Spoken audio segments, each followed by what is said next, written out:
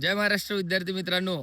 आजचा आपला PYQ आहे की वेदोक्त प्रकरण कोणत्या समाजसुधारकाशी संबंधित आहे. तर लक्षात ठेवा, वेदोक्त प्रकरण हे छत्रपती शाहू महाराजांशी संबंधित आहे. आता आपण समजून घेऊ की बा वेदोक्त प्रकरण काय आहे, नेमकं काय आहे?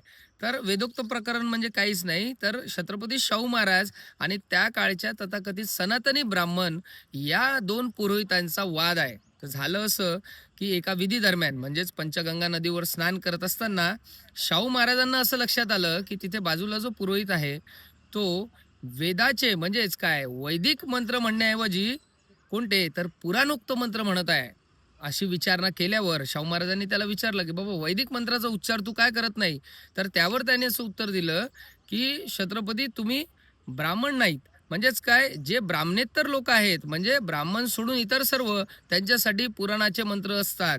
हे ऐकून राजाचे डोके ठणकले. त्यांनी म्हटलं, "अरे राजा, मी राजा आहे, छत्रपती आहे आणि तू माझ्यासोबत जर अशी जातीय विषमता करत असशील, तर कोल्हापूरच्या प्रजेसोबत किती जातीय विषमता होत असेल."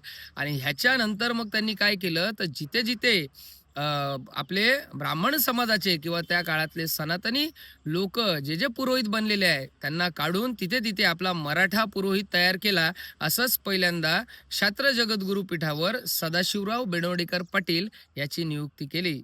धन्यवाद.